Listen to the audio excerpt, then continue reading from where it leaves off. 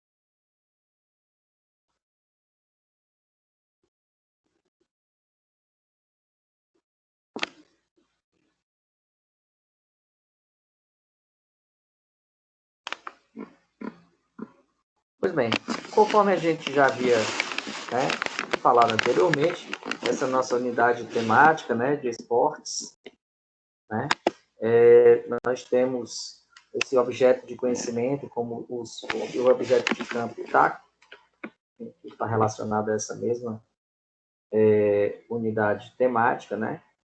Mas, como conteúdo, a gente vai falar sobre os problemas no esporte, que a gente já citou anteriormente, né? O doping, sobre a corrupção, sobre a violência, e as mídias publicitárias, né? Então, nessa unidade temática, a gente vai falar um pouco sobre a história do doping, né? E a sua origem, algumas regras antidopagem, a corrupção nos jogos, né? Principalmente sobre esses sites de apostas, né? Que existem aí, sites que de repente vira e mexe alguns esportistas são pegos, né?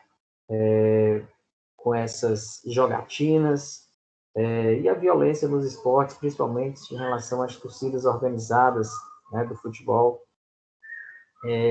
que deixam a maioria dos torcedores, inclusive, fora de assistirem alguns jogos em tempos normais, né, em tempo de pandemia. E, principalmente, como a mídia, né, publicitária, ela trabalha em cima, desenvolvendo essas temáticas, né? Trabalhando em cima dessas temáticas. Então, com isso, a gente pretende identificar as transformações históricas desse fenômeno esportivo e discutir alguns problemas, né? E a forma de como as mídias os apresentam. Então, a gente vai iniciar, né, falando um pouco sobre essa questão do doping, né? O doping, nós temos uma agência, né, a Agência Mundial Antidoping. Ela é uma entidade, na verdade, e ela não é uma entidade ligada, né, diretamente ao Comitê Olímpico Internacional. Ela é uma entidade,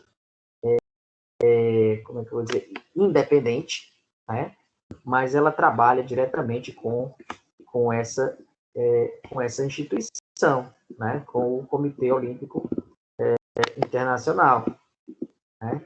Então, quem é essa instituição, né?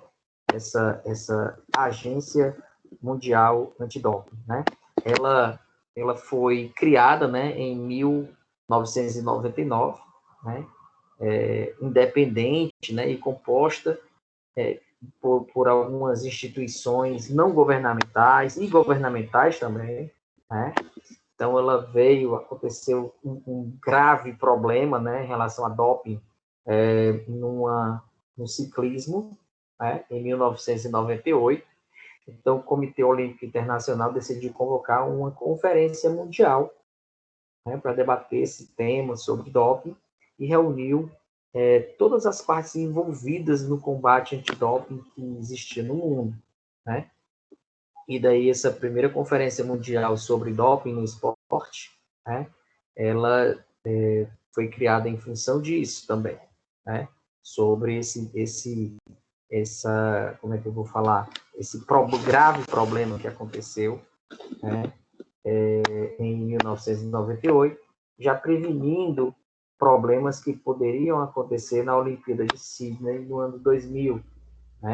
A última Olimpíada do milênio. Então, no dia 10 de novembro de 1999, foi criada essa organização, né? Essa agência, né? Por iniciativa do Comitê Olímpico Internacional, com apoio e a participação de organizações intergovernamentais, entre governos, autoridades públicas, né? E outros órgãos públicos e privados que lutam contra o doping no esporte, certo? Então, ela é uma organização independente, mas ela também é financiada pelo Comitê Olímpico Internacional, que financia praticamente 50% do orçamento dela, juntamente com algumas confederações, né, algumas federações internacionais de alguns esportes e confederações nacionais de desportos de uma forma geral, né? Então, nós temos aqui também uma parte, né, faz parte do Comitê Olímpico Brasileiro também, a questão dessa setorial, né, dessa agência, tá? E é uma organização bastante importante no que diz respeito ao combate do doping, né, no esporte de uma forma geral, tá? Então, o que é esse doping, né? O doping ele é caracterizado pelo uso de substâncias que podem alterar a resposta do corpo frente a um estímulo. Então, assim, supondo que um indivíduo ele deseja ter uma boa performance, né, um bom rendimento em uma corrida, mas o rendimento dele não está dando, né? Ele é incapaz, por vias naturais, né, de tentar baixar aquele tempo, tentar ganhar aquela prova. Então ele usa de alguma química, né, de algum tipo de droga, de algum tipo de substância, para que aquela situação dele normal, natural, ela supere aquele obstáculo ou aquele estímulo, né, que venha a ser vencido, tá? Eu tenho, por exemplo, uma citação a fazer sobre um filme, né, que é o filme do Capitão América, né? Embora o Capitão América ele seja uma figura, né, um herói, né, nacional, que combate a violência, que combate o crime, etc., né, os vilões aí da Marvel, de uma forma geral, mas o Capitão América ele é fruto, né, quem assistiu o filme sabe, quem sabe da história também sabe, né, sabe que ele é fruto de uma experiência, né, experiência que foi produzida algumas substâncias nele e criou-se o super soldado. Né? Então, o Capitão América, de uma forma geral, também é um indivíduo que utilizou de doping para se construir. Na verdade, os cientistas, né? Mas, enfim, saindo da ficção e voltando para a nossa realidade, né? Infelizmente, isso acontece ainda no esporte, né? Isso acontece quando um atleta ele usa de substâncias proibidas para estimular o crescimento dos músculos, né? E melhorar o rendimento e a resistência física dele, né? Do indivíduo, de uma forma artificial e passageira, tá? Conseguindo melhores resultados no esporte que pratica. Então, assim, nós temos vários casos, infelizmente, né, dentro do nosso esporte nacional e também do esporte internacional. Mas o doping, por incrível que pareça, e acredito que para surpresa de todos, ele não é uma coisa assim tão recente, tá? Então, como diz o texto aí, de acordo com as pesquisas, engana-se quem acredita que o doping ele é um dilema exclusivo dessa modernidade, dessa nossa vida moderna.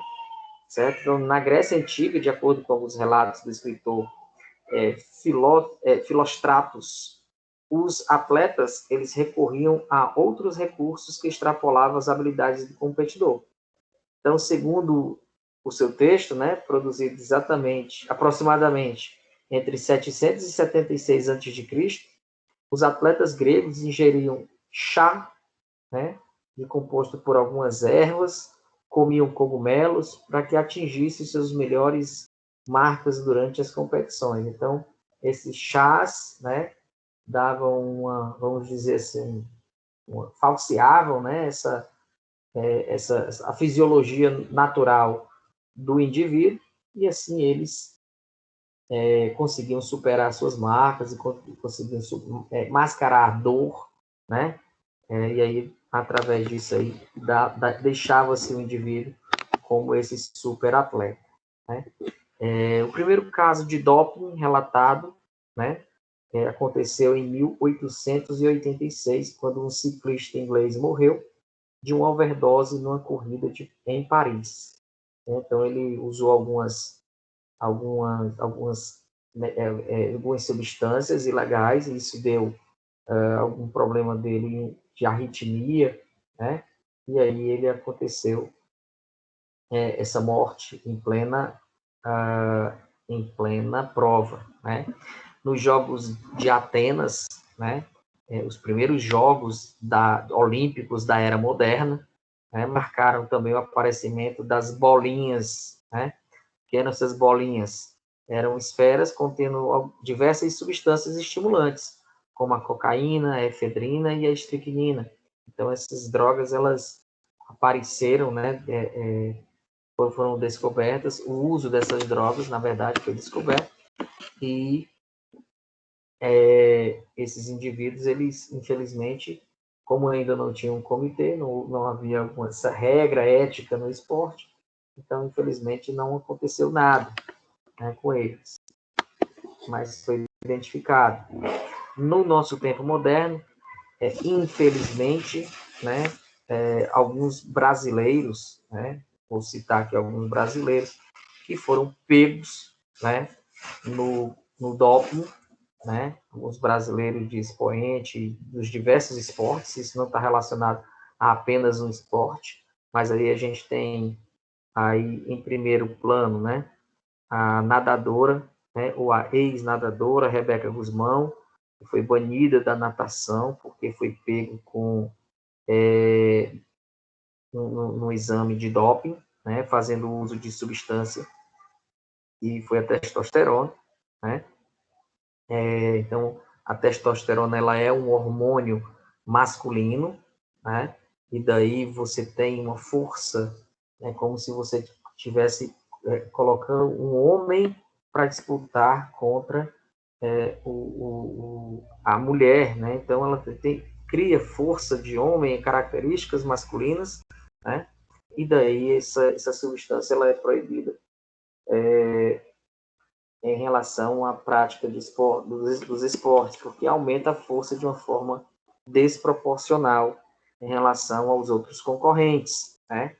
Um plano mais superior também, né? Nós temos a atleta Malrimage, que foi pega também no exame antidoping, né? Segundo ela estava fazendo um tratamento para depilação definitiva, né?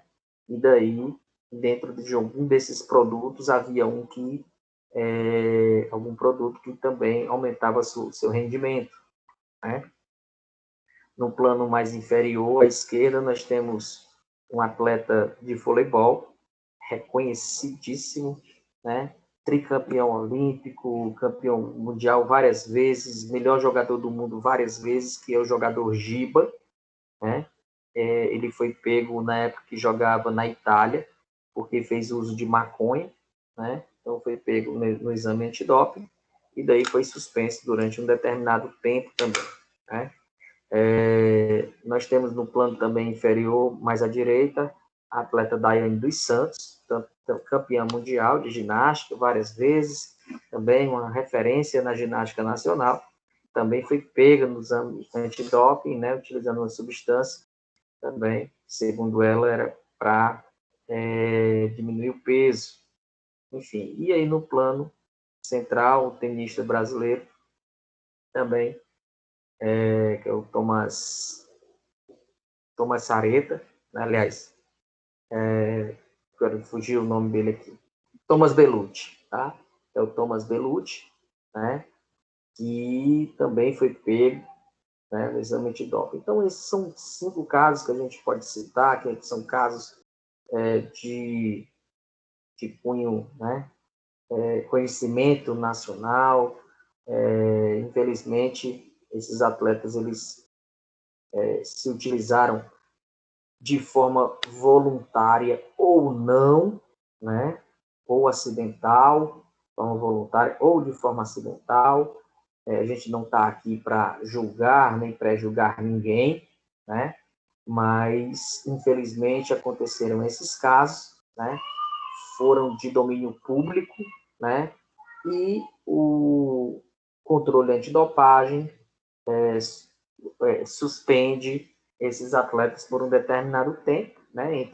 Existem suspensões de 3 meses, existem suspensões de 6 meses, de 1 ano, 2, e até o banimento do esporte, como aconteceu aí com a nadadora brasileira Rebeca Guzmão, né? Então, infelizmente, isso acontece e não está longe disso, né? Nós estamos bem perto. Então, como é que é feito esse exame antidoping? Ele pode ser realizado por meio de exame de sangue ou de urina do competidor imediatamente após o treino de uma competição, podendo ser feito também a qualquer momento da vida do atleta, durante o treinamento, em sua residência, até mesmo algum tempo antes ou depois de uma prova. Então, independente de qualquer coisa, você pode estar aí na sua casa agora, assistindo sua televisão, assistindo essa videoaula. Se você for um atleta de rendimento, né, a qualquer momento, a comissão, né, de controle antidopagem pode chegar na sua casa e recolher a amostra, né, da sua urina ou do seu sangue, para que seja realizado o controle antidopagem, né? Então, assim, o atleta profissional ele está sujeito a, vamos dizer assim, a falta dessa privacidade em relação ao controle antidopagem, né? A qualquer momento, a qualquer hora, o controle antidopagem pode intervir na sua vida até que você diga assim, não estou mais participando de nenhuma competição e acabou-se a minha vida de atleta, e aí você vive a sua vida, vamos dizer assim, sossegado, e daí você faz o que você quiser da sua vida. Mas até então, você é uma pessoa pública, né, e de referência a nível mundial, né? Nós temos a professora Kensky, né, em 1995, na sua obra, né, um dos seus artigos, né, professora, deixa eu só pegar aqui o nome dela completo. Então, ela fala, né, sobre a influência, né, a influência do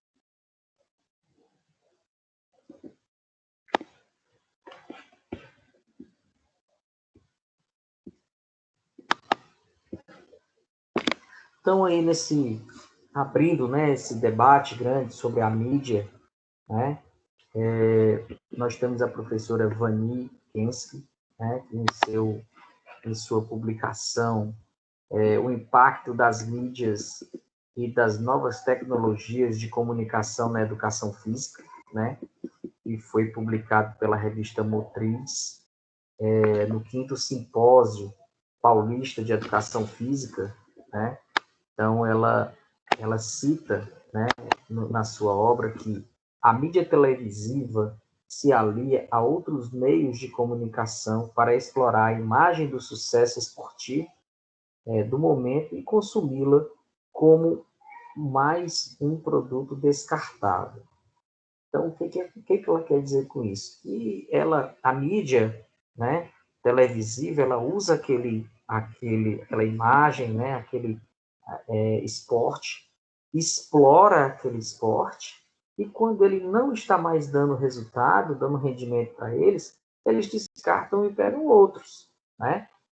Como tem aí uma grande emissora de televisão que não cobre mais a Fórmula 1, né? Porque para ela, de repente, não estaria mais financeiramente mais tendo retorno, mas em outra emissora ela já pegou e já está vendo que está tendo resultado, né? Alguns patrocinadores, por sua vez, investem no sucesso desses programas e das equipes e jogadores bem-sucedidos para divulgar e vender os seus produtos. Mas aí, o que pode ocorrer?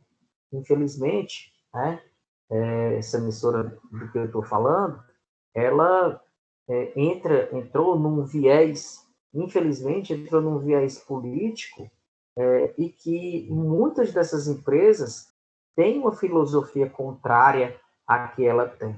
Então, o que acontece? Acaba retirando os seus patrocínios, retirando os seus investimentos daquela emissora de televisão e levando para outra que não tem aquele viés político, filosófico, né? Que não, como é que eu vou dizer, que emparelha, né? Emparelha com aquela determinada empresa, né? Infelizmente também acontece da mídia, né, da grande mídia, explorar muito, né, negativamente, né, bastante negativamente, até chegar a uma forma de defloração do indivíduo, né, e muitas vezes a mídia faz o seu juízo de valor de uma forma precoce, sem reconhecer e sem analisar muitos fatos, né, apenas como exploração da imagem negativa de um atleta, e que supostamente ele nem havia consumido aquele produto, né, aquela substância, para ser pego na dopagem, né, como é o caso da Mal Imagem, que utilizou, que estava utilizando um creme depilatório, né, e que essa substância entrou no organismo e foi ressintetizada, né, nessa substância que era proibida, né.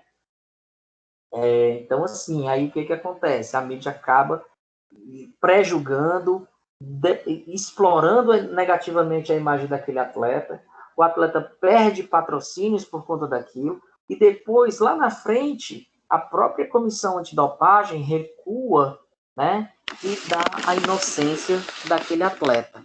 Só que aí o que acontece? A mídia já acabou com a vida dele. Então, assim, infelizmente, alguns programas jornalísticos, alguns programas esportivos exploram muito negativamente a questão da vida do atleta, né, da vida dele pessoal, da vida profissional, e acabam também com a vida financeira, de investimento de anos que acontece isso. Não estou falando dos casos, por exemplo, que são provados e comprovados, né, e reconhecidos pelo próprio atleta, como é o caso da Rebeca Guzmão, como é o caso do Giba, né, que fizeram uso e reconheceram e se arrependeram. Mas casos em que acontece do uso de uma forma involuntária, até um alimento contaminado, como é o caso do Thomas Bellucci, né, que estava fazendo uso de um suplemento alimentar, e esse suplemento alimentar, na época da fabricação, ainda na fábrica, foi contaminado e ele ingeriu a droga, né, proibida, e ele não teve culpa, mas a mídia explorou negativamente a imagem desse rapaz. Então é preciso que a gente tenha muito cuidado, né? Então, porque o marketing esportivo em cima desses indivíduos também é muito grande, né? Então, continuando aí a nossa leitura, os clubes, as equipes, os jogadores, os atletas, por sua vez, aproveitam as chances de aparecer diante dessa grande massa de espectadores para se tornarem mais conhecidos, mais populares e garantirem patrocínio e oferir mais lucros, é claro, né? Então, todo mundo está em busca, né? Hoje, muitos garotos, né? Querem ser uns novos esportistas e terem seus patrimônios, etc., né? E que a mídia ostenta isso. Então, por exemplo, quando o Neymar saiu de uma vida relativamente pobre no que diz respeito à vida dele hoje, né? Então, ele, através do futebol, e a mídia ostenta, faz a ostentação do poder aquisitivo que um jogador desse tem, ela estimula também para que outros venham também, né, para que os mais novos também venham nesse viés, nessa ambição. Então, isso também, às vezes, é muito perigoso, porque muitos garotos, né, infelizmente, não têm uma boa orientação e acabam entrando vamos dizer assim, numa linguagem mais contemporânea, numa vibe de querer aquilo, né, ser limitado pela sua nutrição, ser limitado por vários aspectos, né, e usa-se de substâncias para que consiga aquilo. Então, lá na frente, cai no doping, né? cai dessas drogas e, infelizmente, o fim é triste, né? Continuando a leitura, então, aparentemente todos lucram e todos ficam satisfeitos. Então, a ética esportiva, ela alterou o ideal de que o importante é competir. Na verdade, a mídia, de uma certa forma, estimula de que o importante não é competir, mas o importante é você ter e se realizar dessa forma. Transformou-se em um novo ideal, e tão importante quanto vencer é ser conhecido, ser famoso, aparecer e lucrar. Então, além da questão da exacerbação do capital, né, do capitalismo, no ter, né, para ostentação, vamos dizer assim, é mais importante você ser reconhecido do que você ser um atleta idôneo, um atleta limpo, vamos dizer assim, na gíria desportiva, né? O meu querido grande amigo pessoal, professor Verlaine Leite, né? Num dos seus artigos, que fala sobre a ilusão em massa, o papel da mídia no esporte, publicado no site EF Deportes, né? Um site argentino de reconhecimento internacional, né? Ele, no seu artigo, ele fala sobre, onde ele cita o seguinte, que acrescento ainda que tudo isso seja passado para a população como uma ideia alienante, uma forma de espetáculo e diversão, né? Então, assim, a mídia, às vezes, ela pega algumas questões do esporte, né? E daí ela transforma aquilo ali em uma forma de alienação, uma forma de esconder das pessoas muitas coisas que estão por trás dos bastidores, né? Esconder o quê? Tentar minimizar gravíssimos problemas sociais. Assim, o capitalismo usa a mídia e o esporte para a criação e disseminação e a manutenção de uma ordem social perversa e excludente. Haja vista que muitos das pessoas que consomem o esporte, eles têm aquelas pessoas como ídolos, né? E os ídolos, eles são formados a partir de uma ordem imposta pela mídia, né? Outro artigo também publicado na internet, né? Que é da professora Maiara Fernanda Lima Pontes, né? Orientada pelo docente Mariói Siqueira Santos, né? Que é o artigo chamado A Influência da Mídia na Educação Física e no Esporte, né? Cita nas suas considerações finais, né, que o quão importante essa discussão está se tornando, uma vez que cada instante, mais e mais crianças e adolescentes recebem uma avalanche de informações transmitidas pelos principais meios de comunicação. Então, hoje nós temos, além da televisão, além do rádio, nós temos também a internet, né? Os blogs, os Instagrams, os Facebooks, os WhatsApps, né? Nós temos os IPTVs, né? TV Show, etc. Netflix, enfim, nós temos um avalanche muito grande de informações, né? Que são apenas transmitidas. E aí o que acontece? Porém, estas pessoas ainda não têm consciência crítica suficiente para distinguir o tipo de informação verdadeira, que são apenas um jogo de marketing, informações criadas para vender produtos ou para denegrir a imagem de atletas ou elevar a imagem desses atletas, né? Então, o que acontece? Muitas vezes, essas pessoas, né, que são, vamos dizer assim, que são o objetivo, né, o objetivo ou o alvo da mídia, né? A mídia apenas ela só quer lançar aquela informação.